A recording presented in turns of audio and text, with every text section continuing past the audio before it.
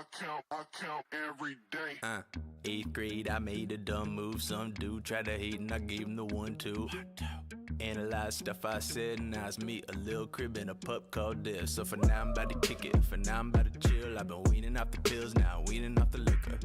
Here I go again, ducking off from authority. Rapping is my job, sobriety's a priority. Sammy loves carbs, carbs. Fettuccine carbonara, nar. Show a motherfucker that part when somebody try to say the same, the chat on got bars. I'm so well made and well paid. Little party and a lot of hell raised.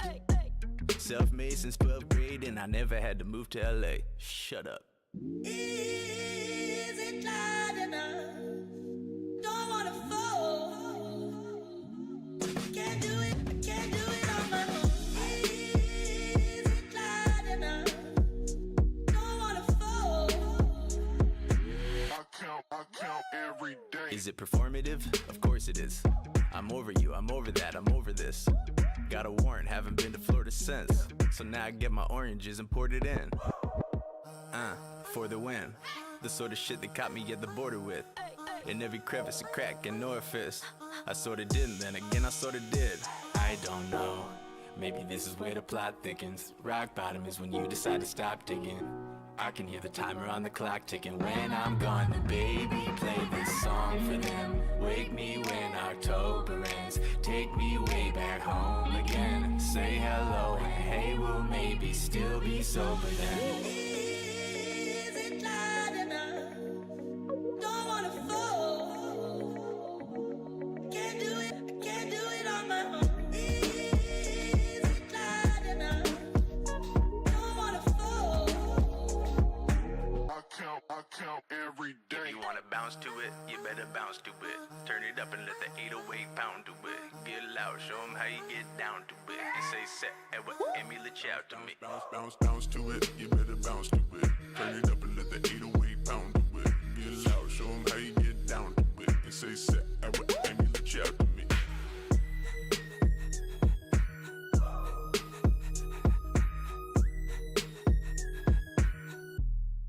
I can't do it on my own.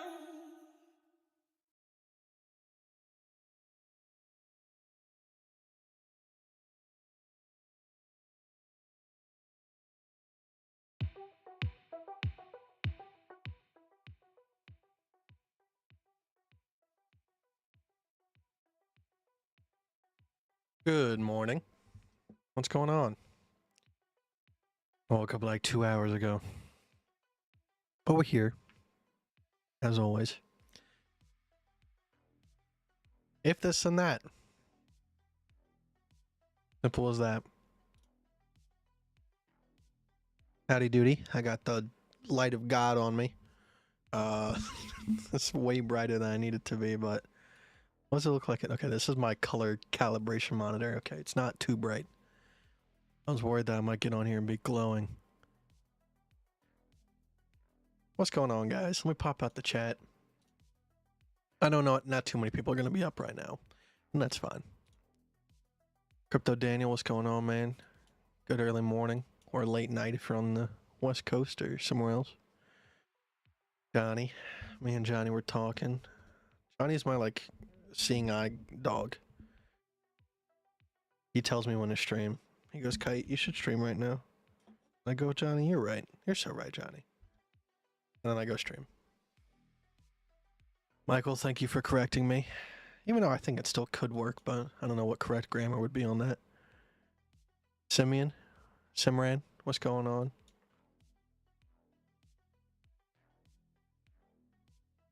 Raihan, long time no see. First song name, please. It's by Sam LaChow. It's Lucky Left by Sam LaChow. But we're here, thumping back downwards, and this time with a little bit more force. Obviously, some people might classify force as a straight drop, but for me, it's we've tried to go back up a couple times and still continuing this downward path. So to me, that spells a little bit more force in this case scenario. Once again, it's if this and that. We talked about how if we continue to hold below 68,000, well then we're probably going to want to go back down and retest some supports. We created this support right here at about 59K, which more than likely will be what's retested initially. Probably won't be too crazy to see us find support at that level and maybe even go back up to retest close to 68K, or possibly that could be our low point. But if we do see something like that and we still can't get above 68K, well then we're probably going to be looking at a larger ABC structure here. Now, do I think it's going to be just this and done? Personally, no, but obviously that's within the cards. I should have took your server. I do think that we're probably going to see a return back down to 51 to 48K. And we've talked about it a couple times already, but there is a possibility for a return to 38K. Do I think we'll touch 38K? Maybe one touch, but I don't think it would stay down there too long. I do think the median support level is here, but a quick wick or maybe a day spent down at the 38K region might be likely. But as of right now, that's all I can really say. Johnny already said 8K BTC, here we come. I just don't see it. I don't. With the halving coming up, it's just, it doesn't make sense to me unless worldwide catastrophe and for some reason people need other currencies. As of right now, this is the range that we're working in. I think there is a slim chance, 38K, much more likely chance for 48K, 50K. And I won't say it's out of the cards that we hold this upper range. It's definitely not. But until I would say after April, I don't think we're in the clear for downside price action not affecting us. All right, because we have to have the halvening, and then as well as that, let the math kind of settle in. And I don't think the day of is going to be enough for us to kind of rocket ship. Yeah, that's always been the game plan. I've talked about it many times since we've been towards the all-time high and past it. That this was not a buying region. All right, you could have taken leverage longs on the breakout. That's totally respectable. But once, even after the first couple attempts here, we started to understand it's just not ready yet. And you could see it in the chart. All right, if we saw explosive growth coming after the all-time high, different story. But even before we started dumping, I could already tell you that the market was not ready for this.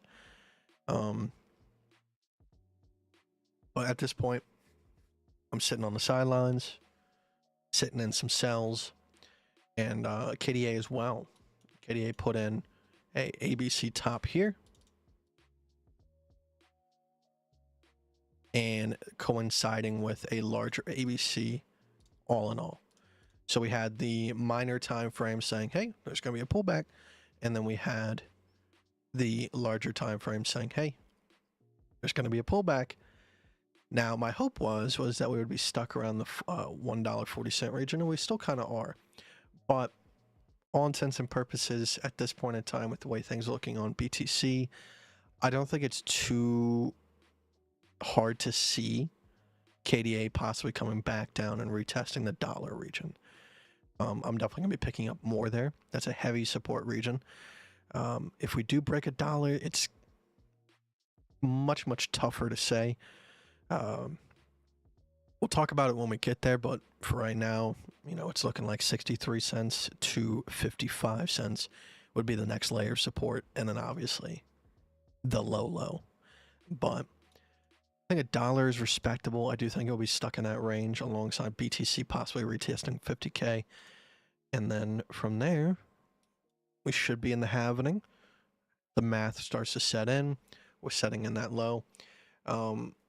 We obviously don't have any like major macro factors affecting what would possibly be a flash dump. Before we really took off for last bull market, we had COVID. So obviously COVID combined with people trying to get their last chance to get BTC, we did see a much, much further dump. I don't think it's going to happen this time, but obviously we're already heading in a downward direction, so aiming at some of these lower supports makes sense. And this was just an easy call.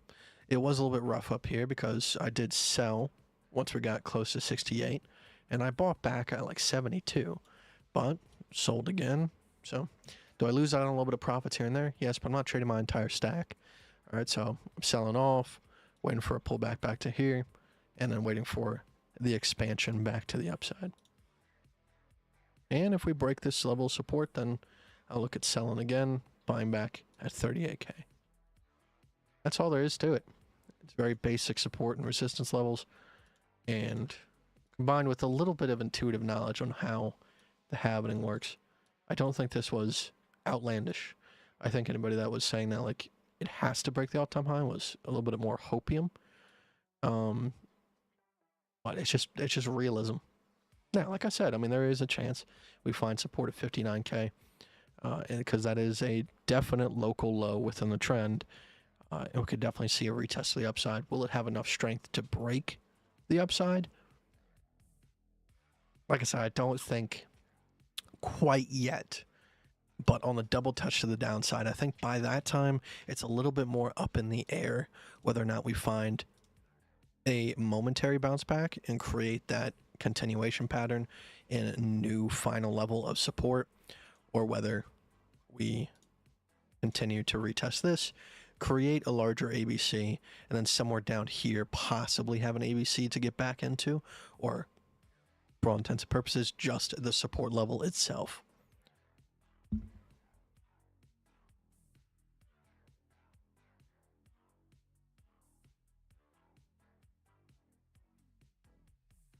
We talked about that last live stream, Johnny. I agree with that sentiment. I do think that's a little bit further away, but there's two opposite sides to the coin as well. Although the halvening starts to reduce the circulating supply coming into Bitcoin, the circulating supply of Bitcoin itself is finite. Obviously, people are dumb, they lose their backup keys, stuff like that. So I think it's two competing factors. If enough demand comes in as the scarcity comes in, I mean, obviously we're a couple hundred years just because of the halvening off of new Bitcoin never coming into a cycle. But at the same time, we are pretty finite at this point, and enough people want it, it will happen. I just don't see an AKBTC. Like if it just at this moment in time, I think that's an oracle play.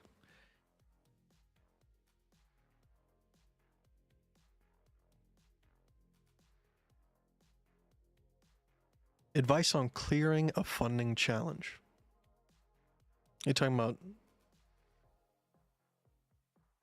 I'll tell you right now, I think 99% of funding platforms are scams. They're set up for you to fail. And I do think some of them are passable, but they promote trading habits that will get ingrained in you if you compete with them, that aren't healthy. They advise you to trade multiple times a day. They ask for unrealistic things that might not be compatible with your way of trading, and they can shut you out at any moment. Funding platforms are predatory. They prey on the hopes and dreams of people, and I personally think that with patience and time, you'll be better off, in my personal opinion.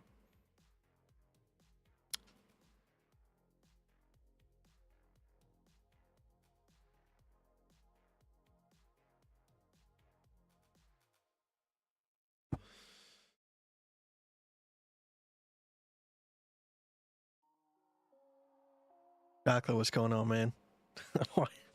Why are you up so early? Or are you having a late night? Spring Q, what's going on, man?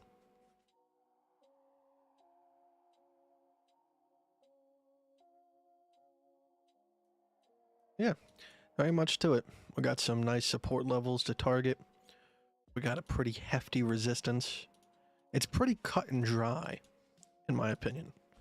And with the ranges being so fat, the R&R to either side is absolutely wonderful. So I don't think anybody should necessarily be getting burnt in this area if they're playing it correctly from a macro scale. If they're trying to time these bottoms based off of this momentary price action happening in between, maybe. But with such macro resistances and such macro supports and little to nothing in between them, it's very easy to set up a counter bet and just make profit either way. So hopefully nobody is getting dusted in this region. Like I said, I think if the market did play up a little bit more to the upside, I think there would have been a lot more wrecks with breakout traders and stuff like that. Like I said, at the beginning of us breaking the all-time high, I do think it made sense, but we already talked about how the market is different. And once we saw those first couple of days, it was a done deal. It was a done deal.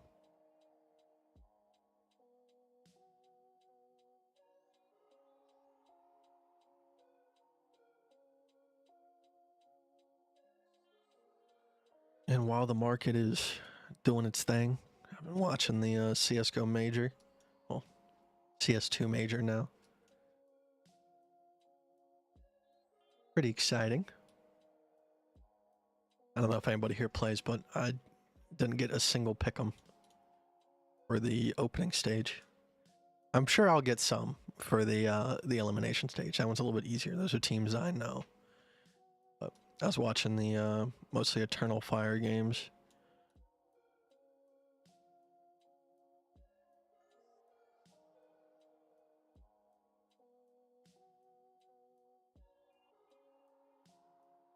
Already took my profit. Got my 8-1 R&R waiting for the next move. Nice, nice. You're just playing the short-term goal of a retest to like 59, taking profit beforehand. Makes sense. Makes sense. And hopefully we get some really nice price action within this. And on that retest to the upside, we get a little something like that. That would be nice. And then continue to play into it. And then possibly hedge here. That would be sick. And that way you're set up for the continuation of the dump or the possible retest. That is the hope. Have you, Chocolate, have you tried that thing that we talked about with DoorDash? I know you're primarily rideshare. Unfortunately, so DoorDash has what's called an LOP program. Basically, if you have been on DoorDash for a decent period of time, you got good stats, and you buy a catering bag, you can get what's called catering bag required. Basically, any order that's over $100 subtotal has to go to a catering bag required driver. That way, they just ensure that, you know, they can fit all of the food inside of a hot bag, give the customer the best possible experience. But my group of people have figured out that the catering bag required isn't working properly right now for whatever reason. Either that's an intentional thing or that is just a glitch in the system because they've had a massive rollout to over 20 cities of the new program. Catering bag required still works on actual like catering orders from restaurants, but as of right now, it's just not working the way it's been working, which is actually really, really unfortunate. That's where most of my money came from. Because the whole objective is to move the least amount as possible. And that way you can make, you know, $200 to $300 a night with 100 miles on your car. Unfortunately, the way that DoorDash regular is, the way that most people do it, it's pretty much like 1-to-1. You know, if you want to make $400, you're going to have to drive 400 miles. And while I don't think that's entirely rubbish, depending on which car you're driving, you know, as long as you're planning these things out, saving money on the side for a new car, stuff like that, putting away money for taxes. Obviously, if you can make your car last 4 times as long, but make the same amount of money, well, then you're in for a better ride. Bye-bye, Johnny. See you tomorrow. Won't let you sign up. Oh, they put you on a waiting list. California is with Prop 22 in California. I'm sure that DoorDash is on a huge waiting list.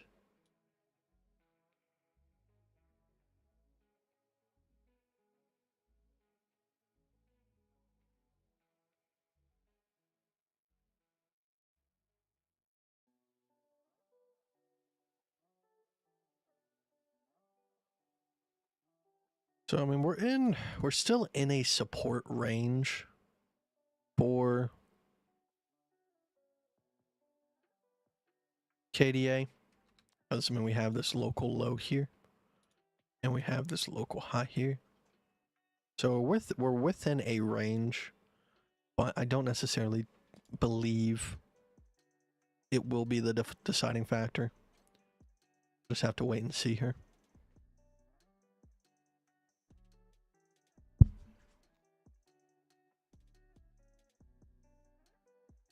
Emma, what's going on, man? How you doing? We're doing good. Sleep schedule is slowly getting back to normal. Said I do want to keep it roughly in the waking up around 7 a.m. range. Some days 5 a.m. I think it's still maybe 1 or 2 days off until I can get to that point.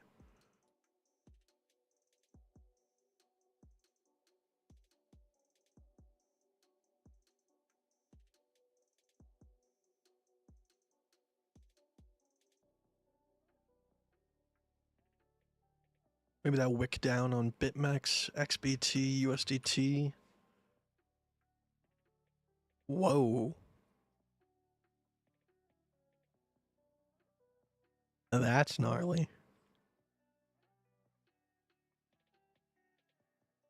I hit in the 8K range. I don't know, maybe Johnny's got the knowledge from the future on this one.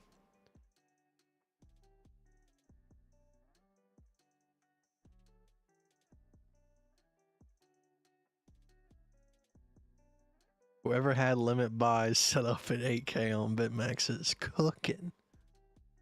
Cooking. That's gnarly. I wonder what went down with that. Was there any like rollbacks or anything with that? It's atrocious.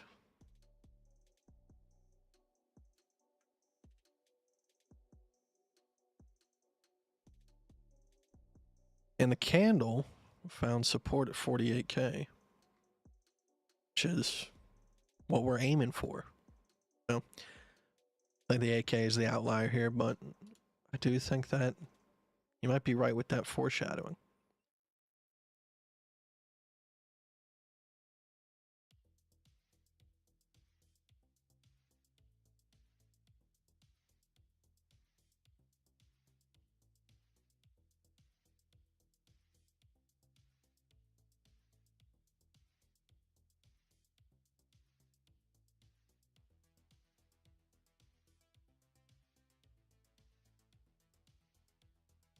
Let me see. I just gotta check something real quick.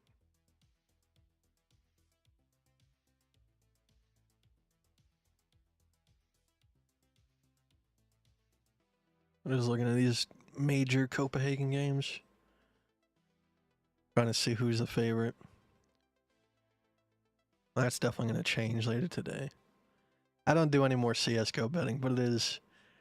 If I don't know the teams, I always love rooting for the upset. So it looks like today we got Legacy You got 4x payout.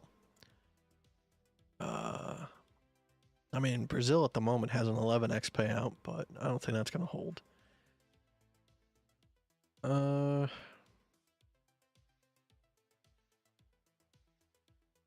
to get exciting here.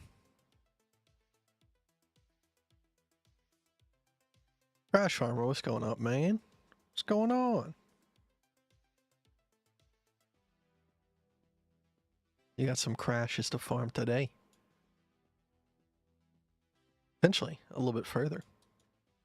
Like I said, I do think we will probably find a retest at this 59k, but this is what I'm hoping for here. And from there, if we retest 48, 49, 50, and we find support, we're past the halvening, I truly believe that could be it at that point in time. And that'd be a good point to kind of set off. It puts in a drastically macro local low that can definitely be used for support in the future. I mean, if we see 176k, you know, there is a good potential 48k is the next low. If we see that local low be set in. Gotta see that. Once we see that, I think we're off to the races.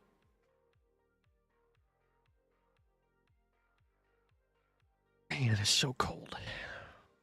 Which I'd rather it be cold than hot in my house. I live with this computer. This computer loves throwing out heat waves. I mean, once I play a little bit of video games or something, the room heats up and we're good to go.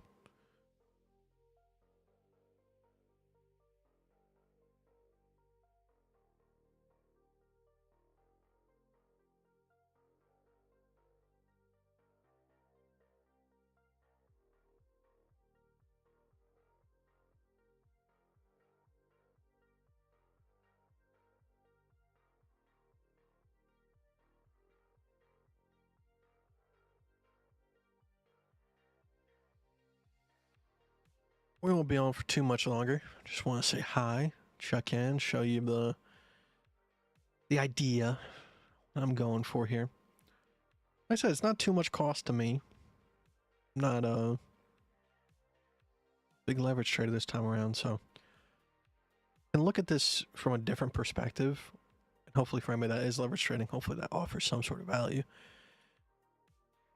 I don't think I would look at it too differently if I was a leverage trader, but obviously when you got positions attached to your ego, there is a chance that you look at things differently. You want them to go a certain direction. But for me, I'm completely open up to the idea of finding support here. There is a chance we continue on to the upside. The next thing we'd have to be watching out for would be an even larger ABC. This would be more destructive. Definitely harsher pullback on that one. But more than likely, something like this, and hopefully some sort of opportunity to tell you to jump back in on the smaller time frames. You might not see it, might just be a quick touch, bounce back up into a region, and from there, continue on up to retest the larger resistance.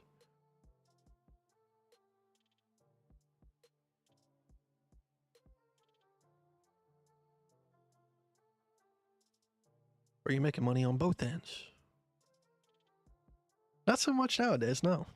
Like I said, I'm not leverage trading, so I am not in any short positions.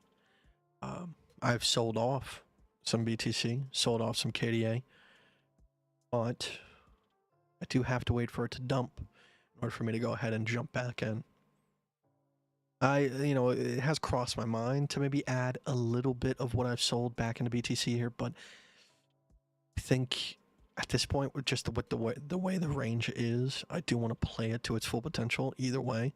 If I do miss out on the profit from it dumping further and me jumping back in and seeing a retest or even possible continuation to the upside, you know, I would be a tad bit upset, but at the same time, it's not too much to lose out on for the safety of the account. We have infinite upside potential, but we got one chance for a retest for me to jump back in with more money. If BTC dumped like that, would that be time to buy altcoin? Potentially, yeah. It just depends on what you're buying. So for me, my altcoin of choice for this bull run, and someone asked in chat on the Discord here. Let me see the exact message. They said, why does Kite like KDA so much? And they also said, like, who's Ryan? You know, when he talks about KDA. My response was basically, don't take me talking about KDA as like over enthusiasm or like over realistic expectations. When I talk about KDA, I talk about it in the sense that it is a coin that I have seen potential from. All right, most altcoins that come along, people tell me about, they're brand new. And of course, could they, or will they most likely do a larger percentage gain? There is always that potential, and it's definitely there. But I can't really guarantee that. It's not a safe play to me. It's more of a gamble. And I don't do gambles. I do risk to reward. Obviously, having the most educated risk to reward is what I possibly try to go for. So with KDA, during the last bull cycle, it started to hit the market at the very, very latter end, the last push of the bull market. And with that, we saw what it could do. Now, the circulating supply was a lot different at that moment in time. But if KDA did $40 billion, all right, that's around $100 to $150 a coin. If it did 80 billion, which some altcoins, given the right traction and, community feedback, they can do 80 billion quite easily during the bull market when there's a lot of money floating around. I'm not talking about seeing $80 billion during a bear market.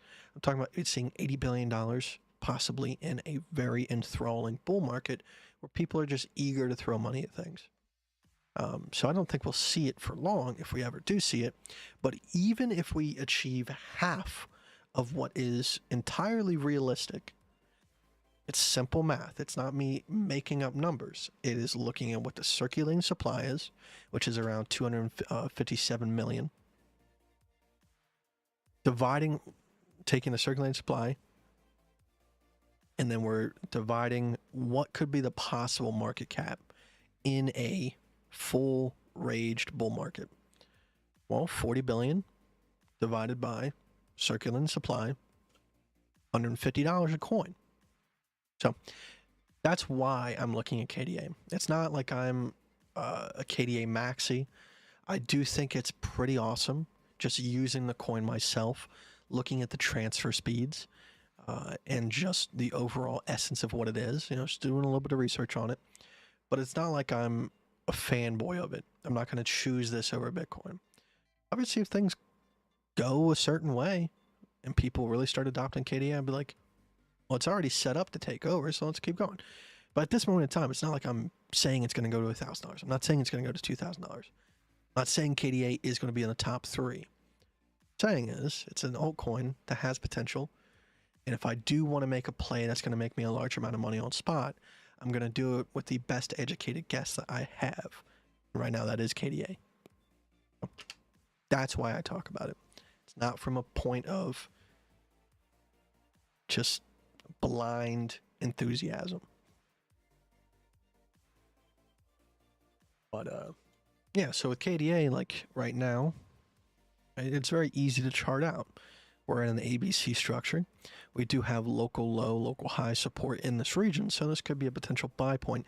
But more than likely, we will see it, return back down to $1 region if things continue the way that they are. And I think that would be a good point to pick it up, because even if we hit a fraction of what I think the possible potential could peak at, we're still looking at $50, $80, $100, $150 a coin. So for me, it's a quite easy play. Even if we saw a retest of the all-time high, $28, would I be upset with that? No. Would I be like a little bit envious? Because I'm sure some other coins are going to do some crazy things. That's the point that you have to be at. All right, if you want to make money, don't go chasing everything. Pick something, diversify into like your top 3 and play it accordingly. If it has a nice chart, play that accordingly. And all that combined is going to lead to a greater outcome over a longer period of time. You're going to have these outliers that some dude put, you know, $40,000 because he's a gambling addict into some coin that had no business being where it's at, and it will take off. Other people will follow, and it will go even further. That person's not going to sell, and then they're going to lose all their money. Right? Don't be the person who is envious of other coins and their potentials. Find what you like. Does it make sense? Look at the chart. Does that make sense? If it does, that's even bonus points. From there, play what you think is accurate. Depending on like what you're working with. You know, don't throw your mortgage into it. Be respectable with what risk that you use. I think you're gonna have a better mental state throughout the bull market, which would make you better accurately judge when you should take profit, and you're not going to be over realistic or over unrealistic, and just kind of miss out on the whole thing.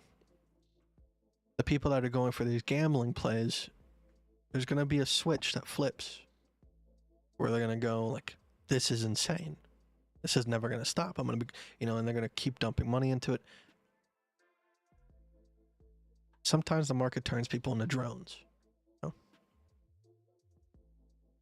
Don't be confused.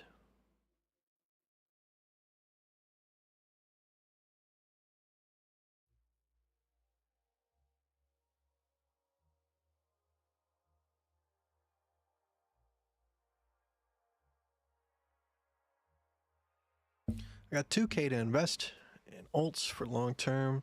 Which category would you suggest? I can't really give you personal advice. You can use what we talked about right there. If you think KDA is a decent idea, you can throw some into that. We've talked about the support levels. What would be the appropriate buy points? I'm not like a huge altcoin guy. So when I find something I like, I tend to stick to it, but it's not tribalism. It's more of ignorance, right? I'm not like that's the thing that people confuse me with. Just because some of these altcoins people talk about, I tend to shy away from. It's not because I think they're completely bad. It's just what we talked about. I don't like to spread myself too thin. I think that's a good thing. Hey Kite, are you still using a trading bot? How did it go? We never used a trading bot, right? In the video, I put a tutorial. I think I called it a trading bot, but that was more clickbait. It was basically just something to monitor your entries and exits. That way you can sleep. That was pretty much it. But I never had like an actual bot that would continuously buy and sell independent of my thoughts. When I was leverage trading, that thing came in extremely handy. And it was invaluable. But, said, not much of a leverage trader anymore. I got enough money where I can play spot and be comfortable.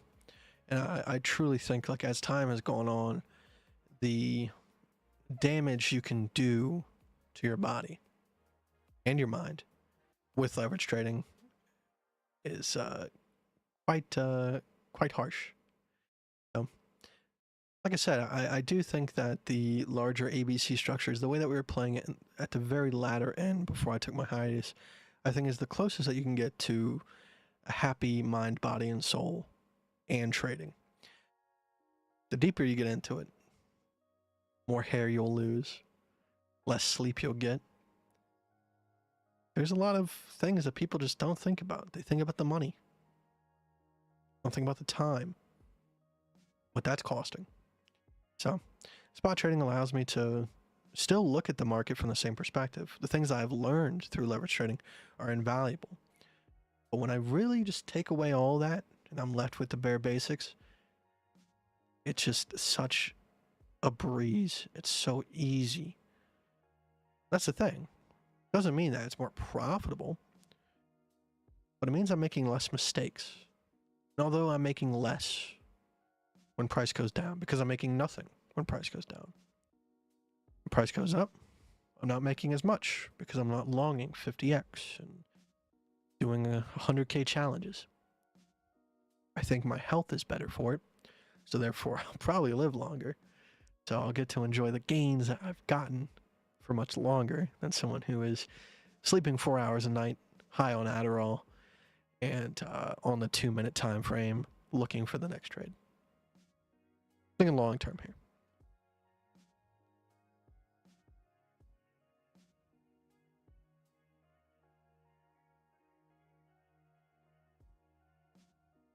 Wraith, what's going on, man? How you doing? How you doing? I never really cared about the FOMC.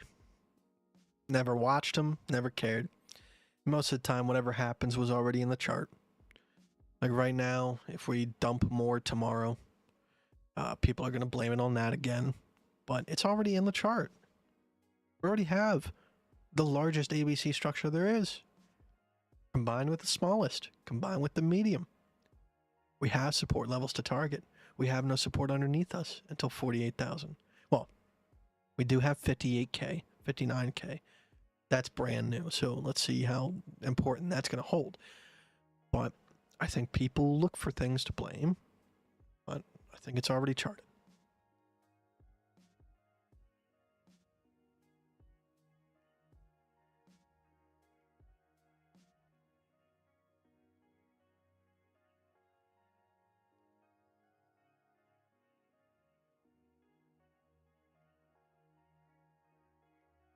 No, I wouldn't be here if I was. So I got to say mama and pay off the house. It works. Damn, dude. That's what's up, man.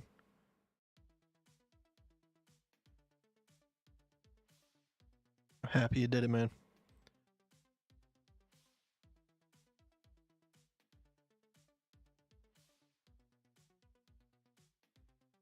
And we've talked about it in the past. Once Bybit went away, there was a lot of exchanges that reached out to me. And a lot of those exchanges I see some other YouTubers using. You have to be careful who you're listening to. The leverages, I'm not going to name them because I'm not trying to call out any specific YouTubers. But I would say 6 out of the 10 exchanges that reached out to me after Bybit went down offered ghost trading. Basically, a lot of these trades that you're seeing on these other YouTubers, and I think most people knew that to begin with, aren't real. And I think that is completely ingenuous. It's basically a testnet version of the website that is made to look exactly like the real one. So be very cautious of these traders who one day be very, very bullish and waiting for a breakout, and the next day when it dumps, all of a sudden they suspiciously have a position open from the very, very top, and they say, we knew this was going to happen, blah, blah, blah. There's a couple that are already sitting in my head that I know that do that. But like I said, be careful. There's some wolves out here.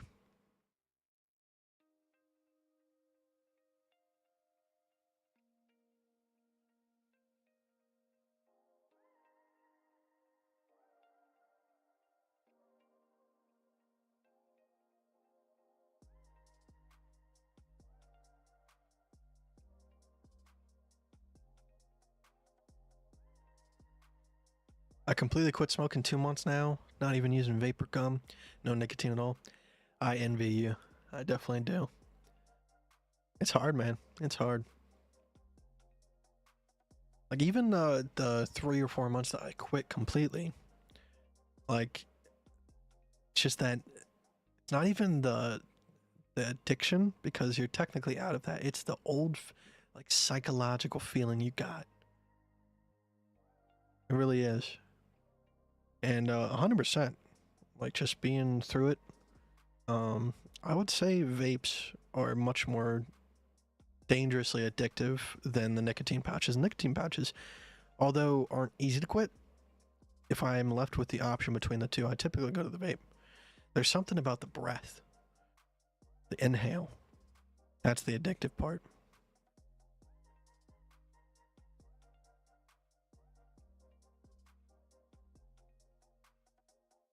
Apparently oil running up will create the next recession. Possibly. Possibly.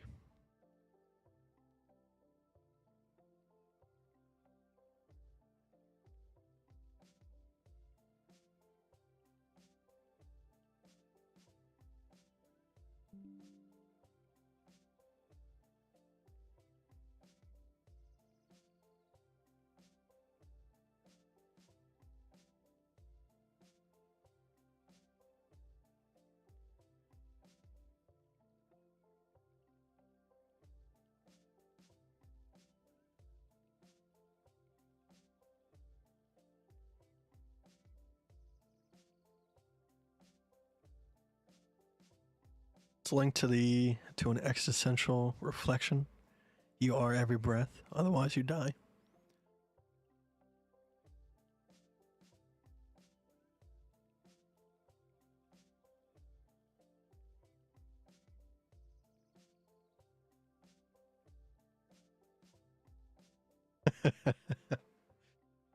Spill the Uber Eats strat. Well, it doesn't work on Uber Eats. A lot of people will be messaging me, so like I said, I can't tell you exactly how to do it unless you message me.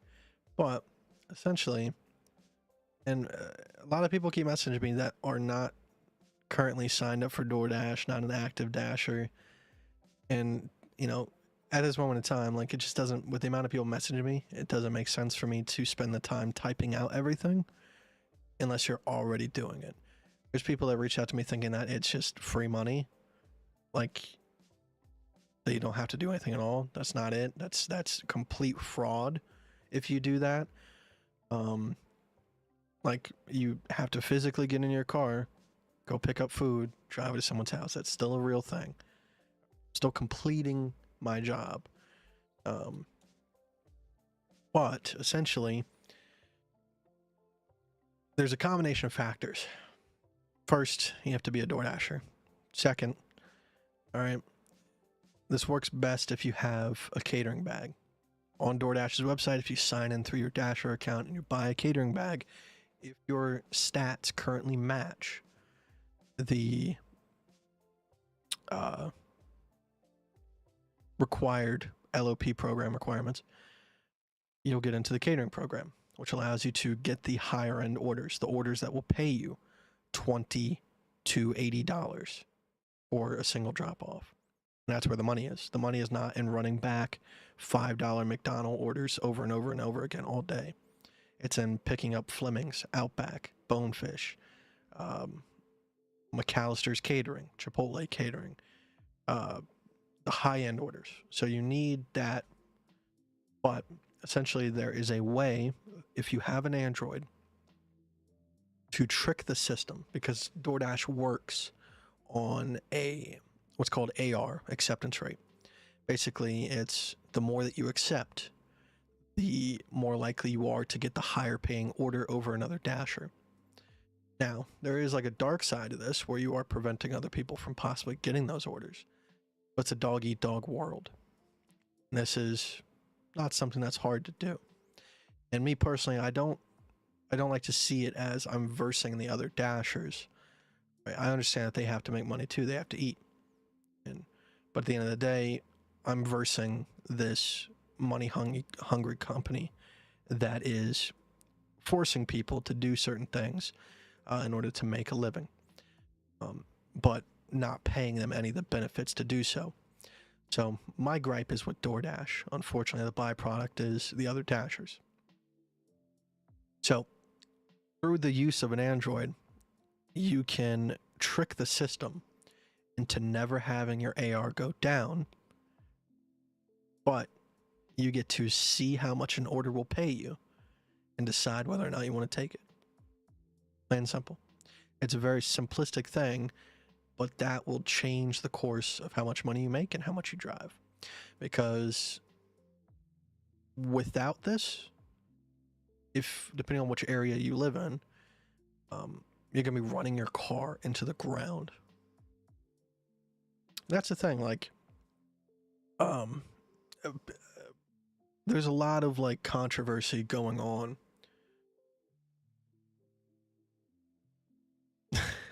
Just said they won. Top Dasher got you on your knees, bro.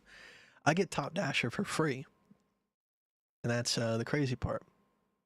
All right, you know, like I said, I get to see exactly what order I'm gonna take, and I can decline it without my AR going down.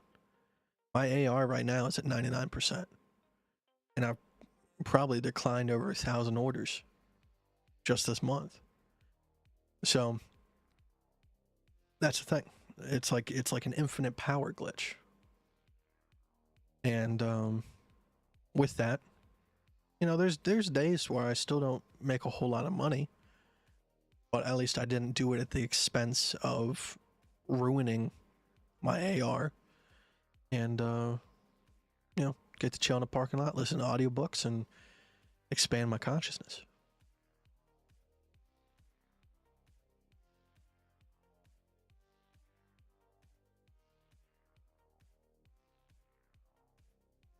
Now, I've been using this glitch for almost a year now.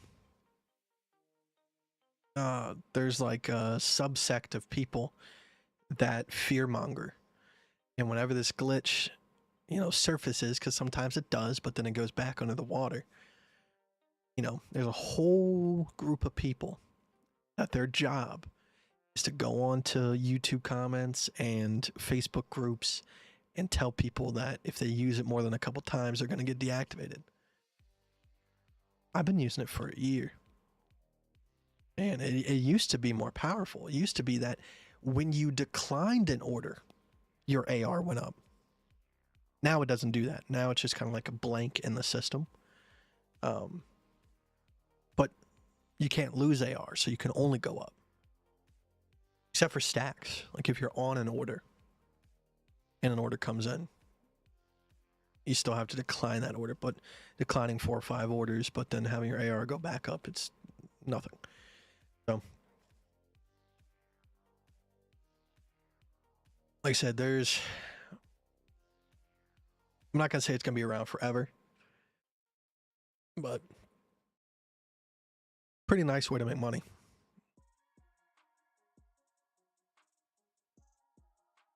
What glitch? That's what I'm saying. Like, I can't openly say it, but if you would like to message me on Discord, I will tell you exactly how to do it. You need to have a Dasher account, preferably an LOP account, and as well as that, an Android. And from there, it's quite simple. All you're doing is disabling the outgoing data to DoorDash, but still receiving the ingoing data of the order. And if DoorDash never sees that you saw the order, well then, and for whatever reason in their system, it doesn't count it as a decline. Any crazy client experiences? Not really.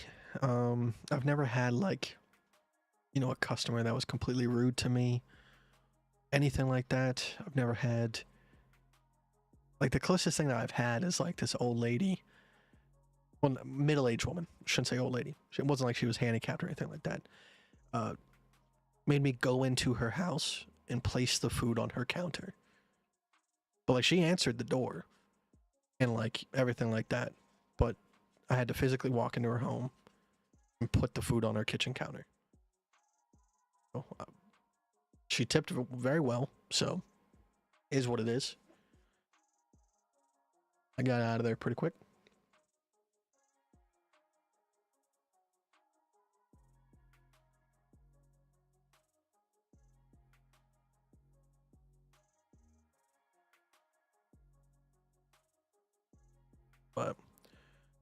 Let me find out who I sent the most pictures to here.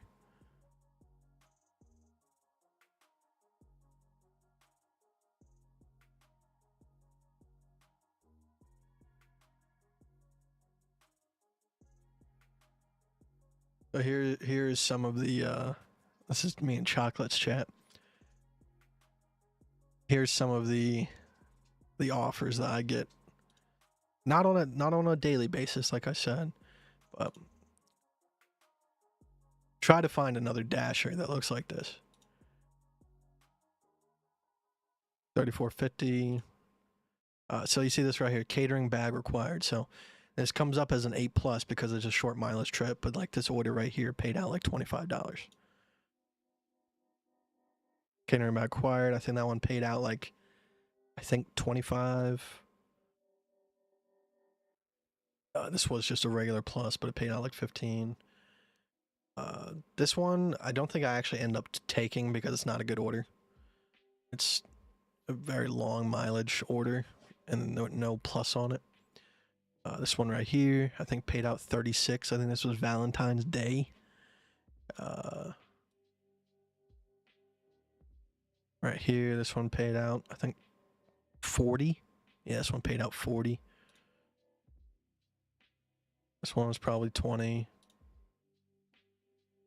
This one was 31. This was just a stack. No. All of these orders are paying like $20, $30, $40. And this is on DoorDash. 27, 28. And that's the thing. I can take those orders and make $200 driving 50 miles. Obviously, to get to where I dash costs like 40 miles round trip, but while I'm actually dashing, 50 to 100 miles is usually what I aim for.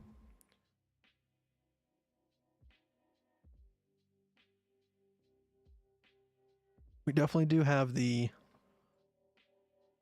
macro ABC going on, so that could play a role here.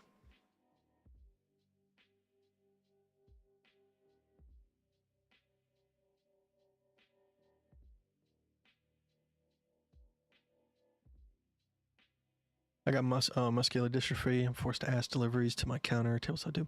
Makes sense. Like I said, I didn't have like any gripes about it. Some people are very, very weird, and I understand. Like if you're a woman dashing, and a guy asks you to come into their home, of course you're probably gonna say no. But if I don't get any weird vibes from someone, and they ask me politely, "Hey, can you just come place on the counter?" No problem.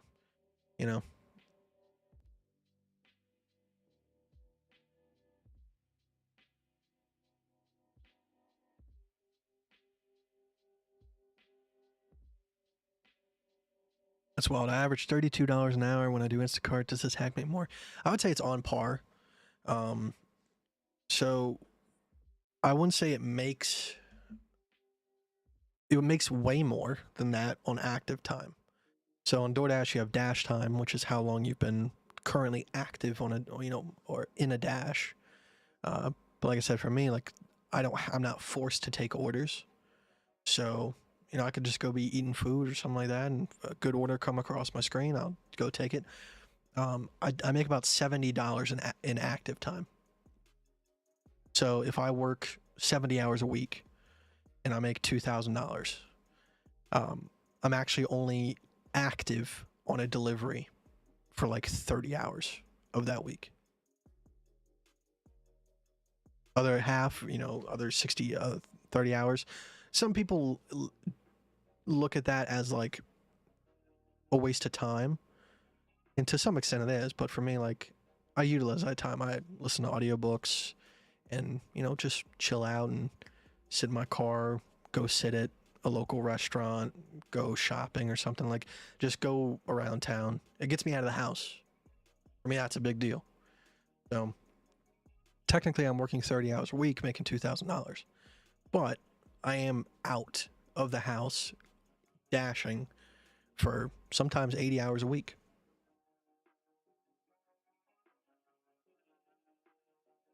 I fortunately haven't had that happen yet where someone's like, I know you. I'm like, oh no. I know there's a couple people in the chat that watch my channel that live pretty close to me, like a little bit up north.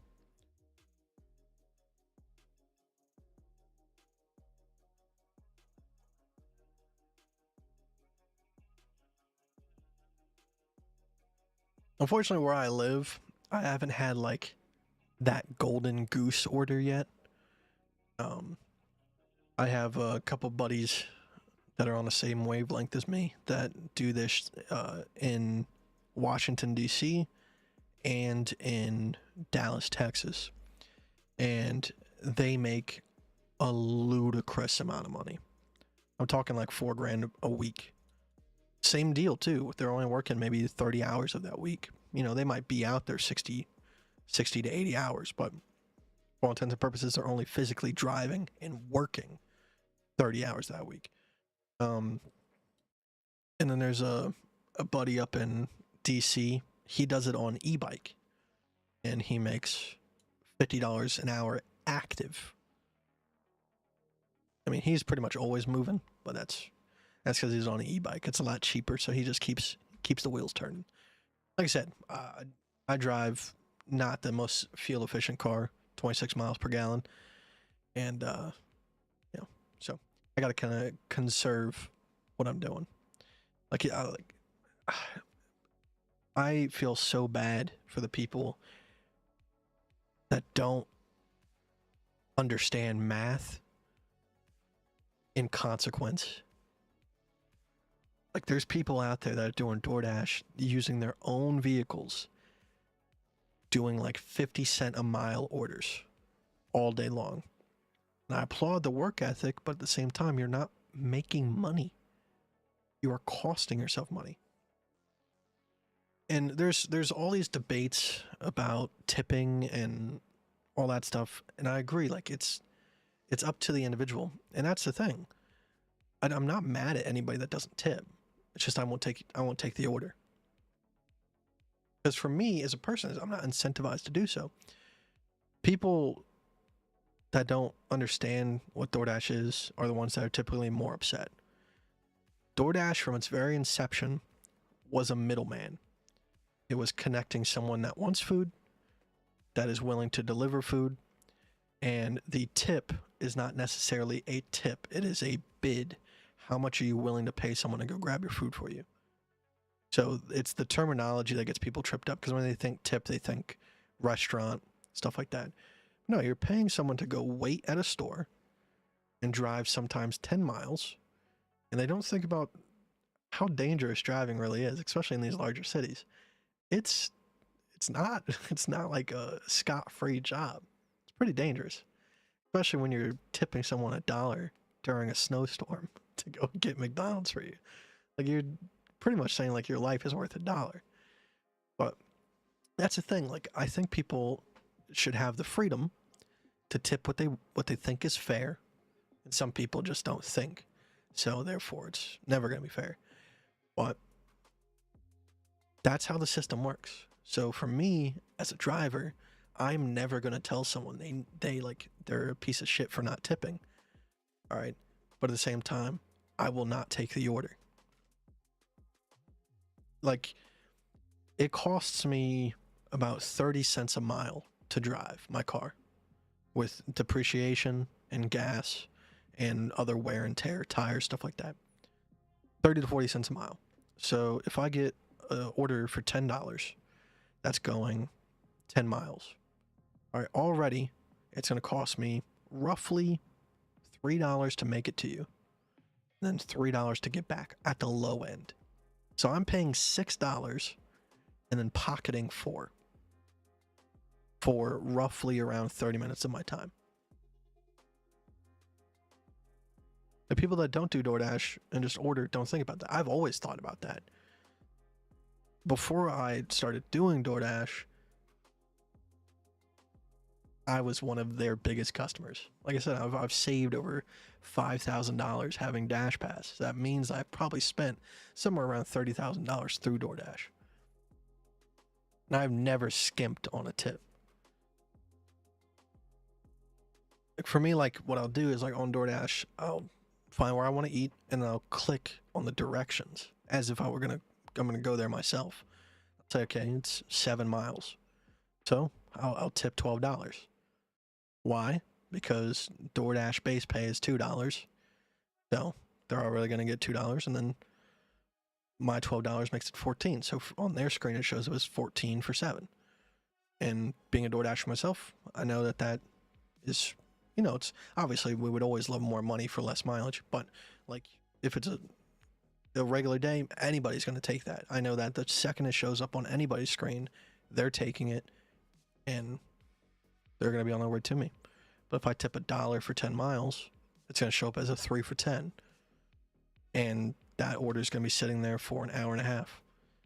Now, DoorDash does have earn by time now. Not the best, but it's not the worst.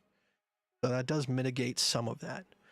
If DoorDash says, like, no one's going to accept this order on earn by offer, well, we'll pass along to earn by time and we'll front the cost. So, like I said, I mean, at its core, I don't think anybody's at fault except for DoorDash. They've set up a system where they're basically making customers feel like it's not what it is. So they're basically doing what the U.S. government does to us. They're pitting the two sides against each other while they soak up profits.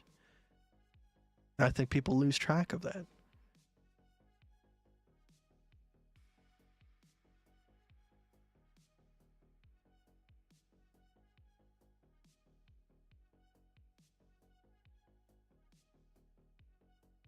He said, congrats, brother. So trading isn't working out then?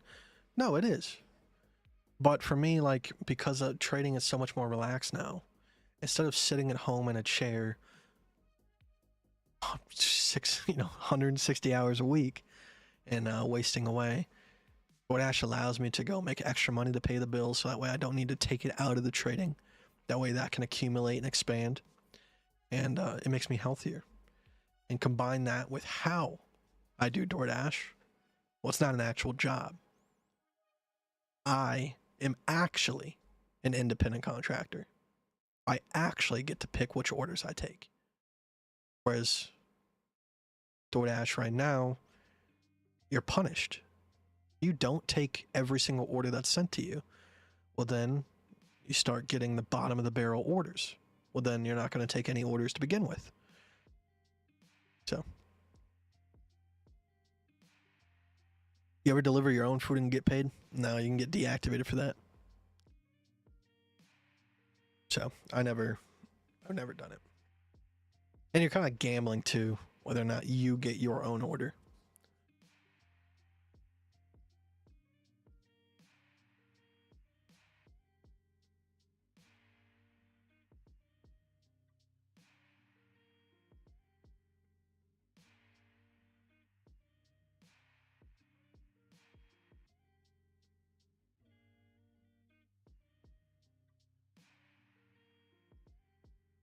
And that's the thing, like, last bull market,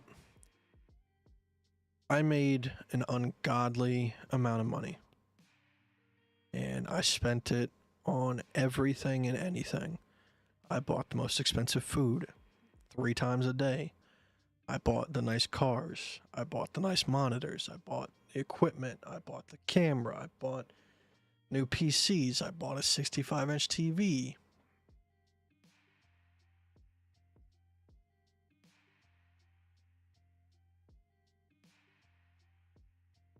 And like that, you know, wasn't even close to what some people obtain.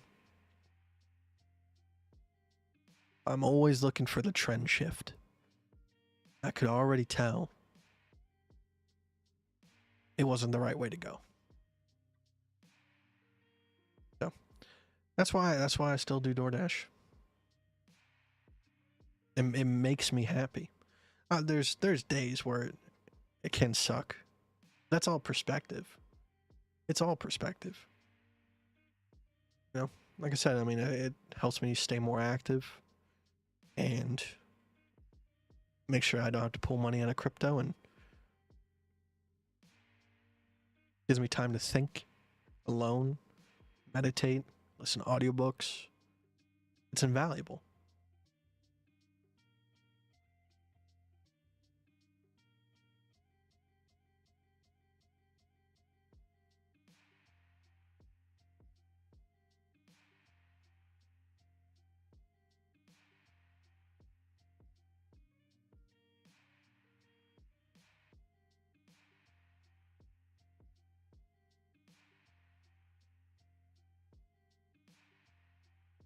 I've said it before, but I still have friends. It seems like all they care about is buying like a nice car, and they like almost make fun of me for not wanting some of this stuff. I already had it. It doesn't make you happy. Like it's all what's the word? Hedonic happiness, like surface level. Like when I got the brand new Mercedes, like yeah, it's very nice. Of course, it did put a smile on my face. Yeah, it did, but it's not fulfilling. So, like, what's the point? What's the point?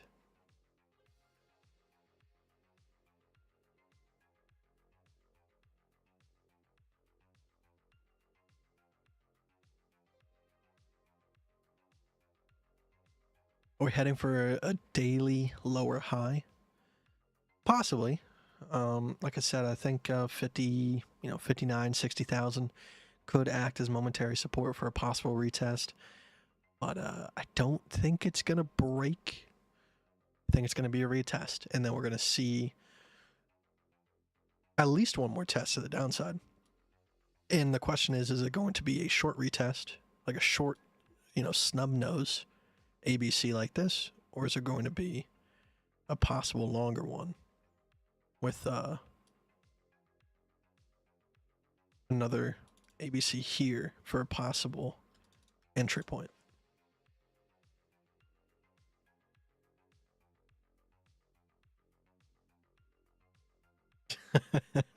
I want a better tractor. Yes, I really do for a farm. That's the thing, like things that have utility, I think, are a little bit different. It's just the with like a lot of these fancy cars, like there's no utility to that. Like I always make the joke when my friend says that he wants me to go buy like AMG 63 with like 800 horsepower. I'm like, I can't wait to go 60 miles per hour with my car that can go 200 miles per hour in the speed limit. I get it. Like if that's your enthusiasm, like your hobby, and you actually go to racetracks and all that stuff, sure. If it makes you happy, go do it. But for me, like that's not where I stand. It's like I'm never gonna take my car to a racetrack. So having a car that can go 200 miles per hour, what am I gonna do with that? It makes no sense. It's gonna piss off my neighbors. I can tell you that. And some people get off on that for some reason. So.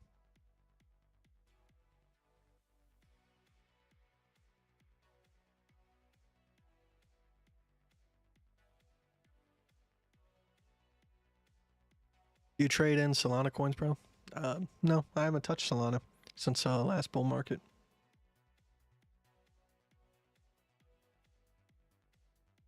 I want to live like a poor man with lots of money. I think all you're really saying there is you just want security. I mean, that's an honest thing to say. Like, having lots of money enables you that if shit hits the fan, like you can deal with it. But you don't need all the expensive things to make you happy. I mean, that's. I think a lot of people need to come to that conclusion.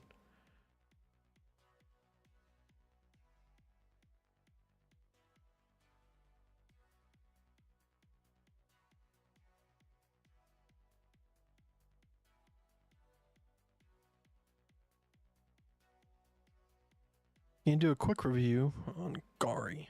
As I told you, it's SocialFi Web3 DApp. Tell you straight up, if I look at the chart and I don't see anything, I don't see anything.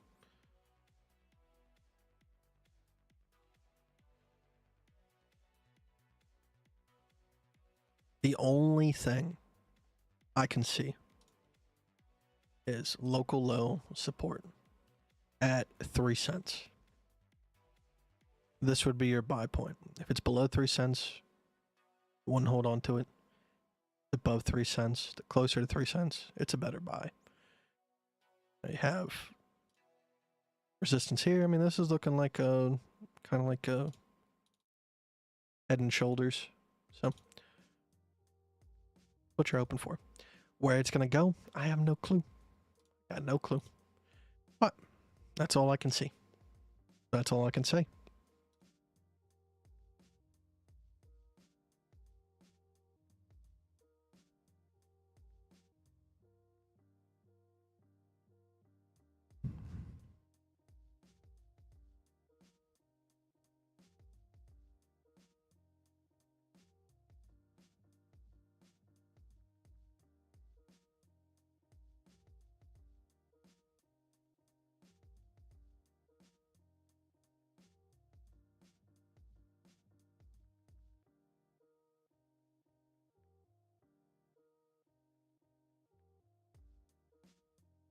Is TikTok banned in the US yet?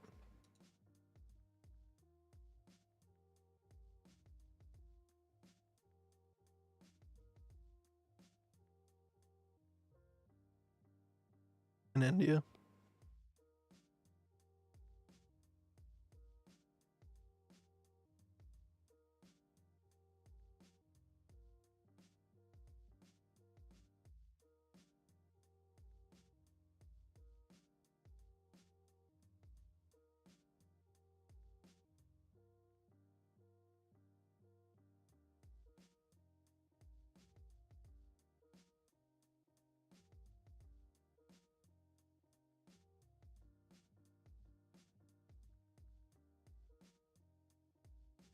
Heard a rumor that the world has never seen so much credit debt. I'm sure, man. And it's like the whole zeitgeist thing. Or if you really look at it, it can never go away. Like if all debt was repaid, there'd be zero money in existence. There'd actually be negative money in existence because of the interest. That's the thing, like you being in no debt means someone else is in even more severe debt.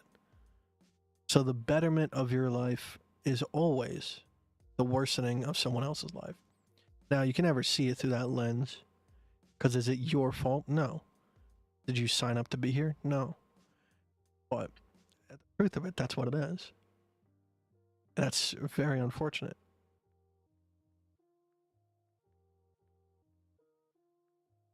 Like it's a broken system that we live in.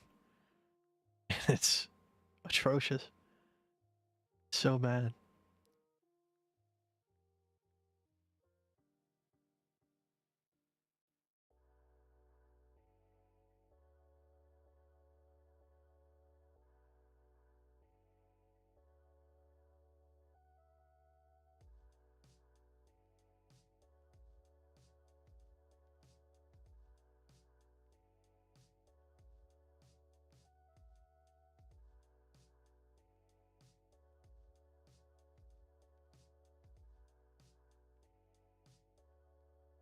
You see, looking at the Ohm USD chart.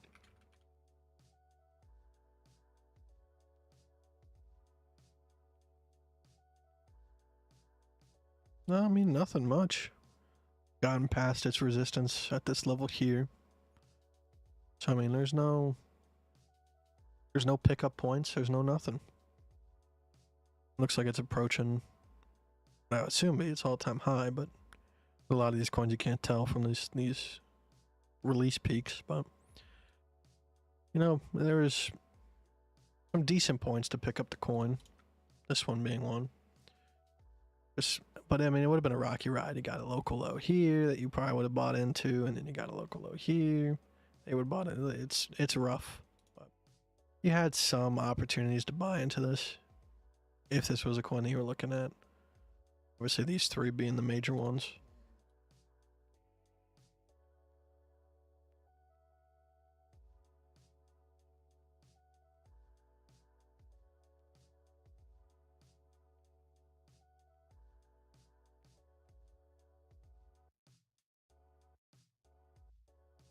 Here to check out the DXY. That's what I got plotted on my upper chart here. So, I mean, the DXY, we've been watching this for years now, but we had this ABC that led to this retest to the upside. So that creates a larger ABC structure here. And get rid of some of this.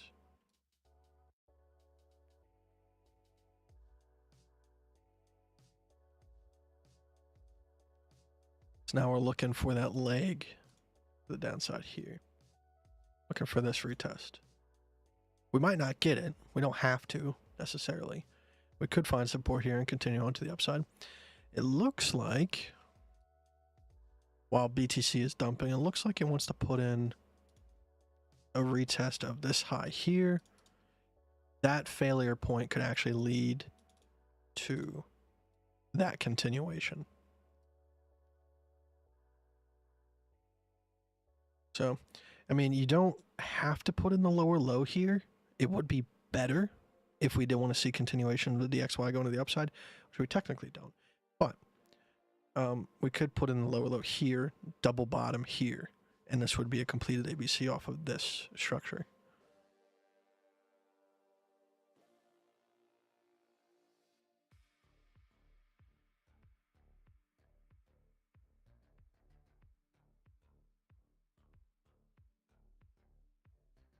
Then from there, if we saw that, if we didn't see the lower low, there's always the possibility for that.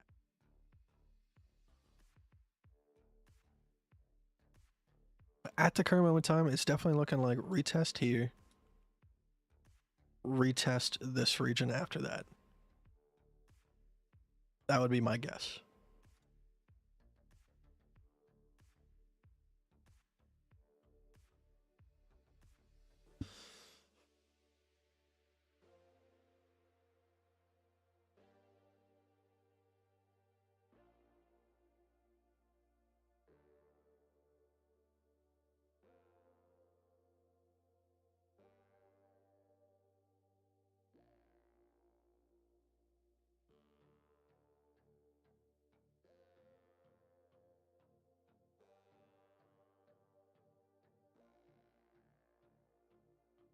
Hey, kitty.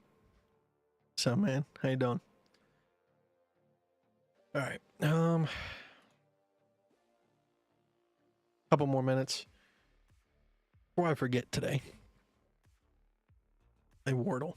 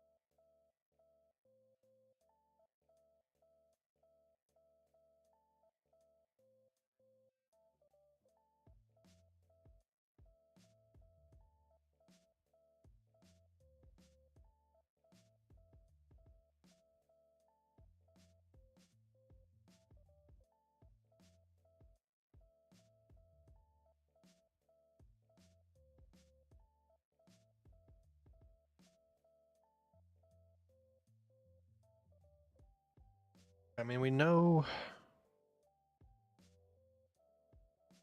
Okay, so actually, we don't. So it would be possibly IN.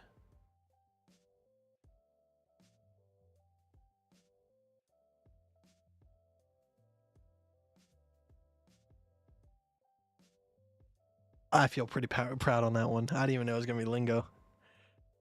I was just typing in to see. Pretty proud of that one. I want to do one more.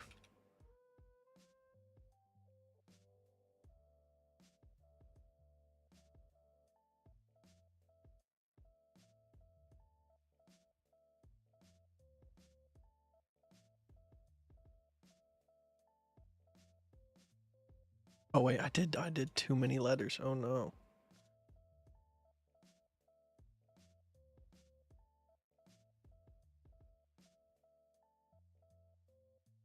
Okay, there we go. Is every dasher a private contractor, or did he do something special? Technically, in the contract, you're an independent contractor, but there's layered things on top of that that turns you into basically a slave, where you have to do almost every single order sent to you in order to maintain value. So technically, you're not an independent contractor. Now, there is something to be said that, like, you know, like let's say you own a construction company and you give a bid to 5 different plumbers to do a job, and it might not be the best bid. So the one plumber accepts the job and completes the job exceptionally, even though it wasn't the greatest bid. So when you do have a new job in the future, based on the previous performance of that plumber and the, you know, willingness to do the job, that you can bid more this time, but you just automatically choose that plumber. And you know, that is a real thing. So, but with dashing, it's really not. It's a different story. You're wrecking your vehicle if you dash the way that they want you to. Yeah, you get a 1099 on taxes. Yep. You can write off your mileage, 60 cents a mile.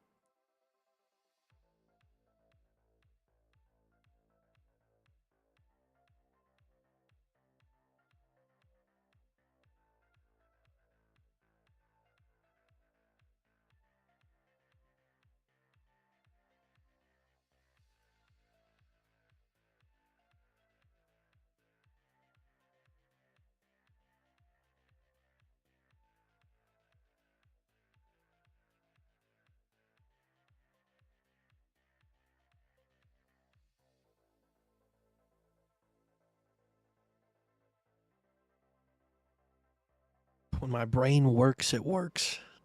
The other stream that we were on, that was a rough one. That was rough. We did not perform well.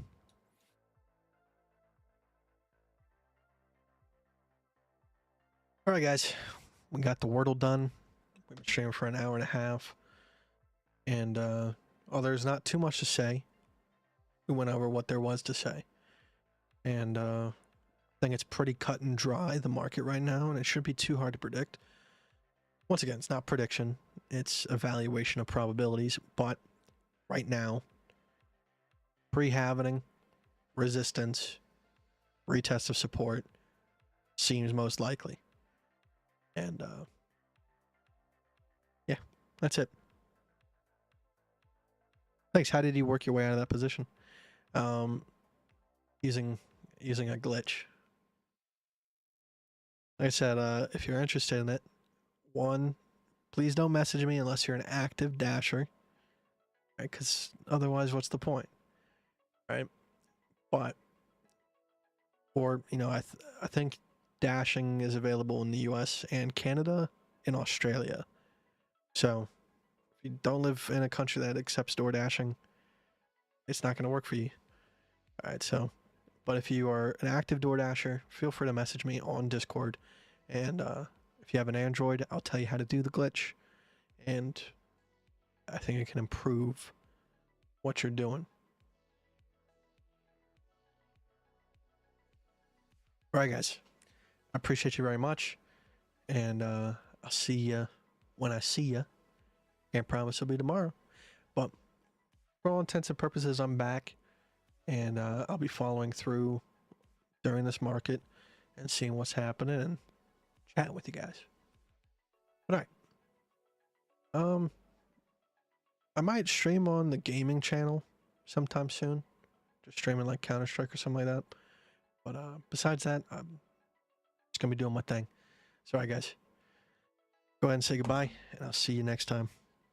Joe, thank you, man. I appreciate you. See you next time.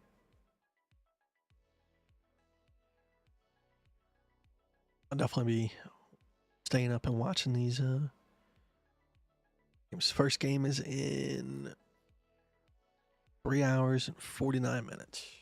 Oh, 2 hours and 47 minutes. My bad.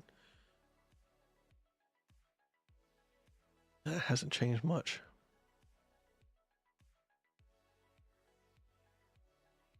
All right, guys. Play a little bit more Sam LaChao in the outro here.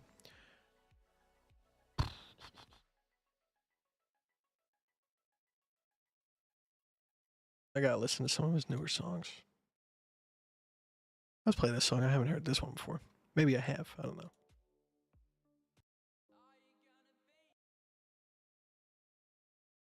Do the bye thing.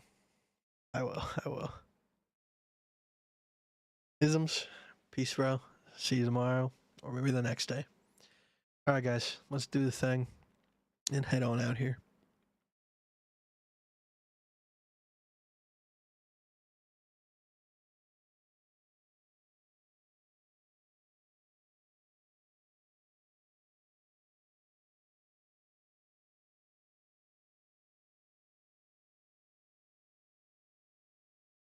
Bye! Are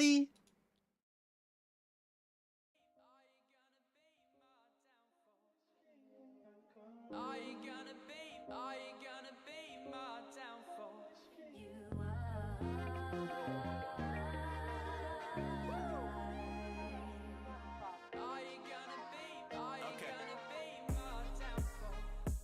Get down on the ground, it's a stick up. Slipping in and out without a hiccup. If I could beat the buzzer, I'd reach the other side, but we out of time. Hit 'em high, hit 'em low, kill 'em all. Let 'em walk, let 'em run, let 'em fall. If I could live in the moment, I would live in the moment. All that glitters ain't gold. Like, oh, you tell me to go. I'll pack up and be gone by tomorrow. It was black and miles on back porches. Danny, Wendy, and Jack Torrance's last words were, I woke up in bed and I swear I hoped I was better. I wrote you a letter, I really hope that you read it. But if you never wanna hear from me ever again, I totally get it, I totally get it. Okay. Are you gonna be my downfall? Are you gonna be my downfall? It's like, ow, what they know about Uncle LaChao? I cracked my knuckles and run to the mount, practically struck out and hung up the towel. Back from the dugout and doubling down. So Huckleberry's the problem now. We'll give 'em something to talk about. They build you up to knock you down. Talk to every cop in town. Out of sight and out of sound. I walk it out, I walk it out, I walk it out like gone, run. Birdman money, 3 minutes. Y'all finish, y'all done. Leave the dinner table till the dinner's all done. To the bottom of ninth inning to hit a home run. I woke up in bed and I swear I hoped I was better. I wrote you a letter, I really hope that you read it. If you never wanna hear from me ever again, I totally get it, I totally get it. Are you gonna be my downfall? Are you gonna be my downfall? You are.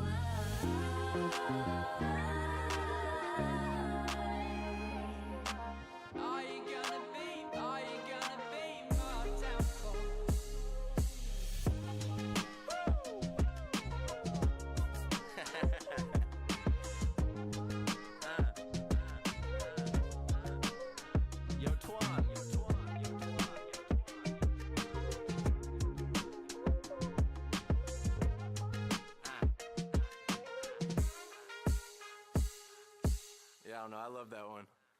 Fucking, I don't know. Should I feel like D-Saint's had it up to here with me at this point. No, legit. Like,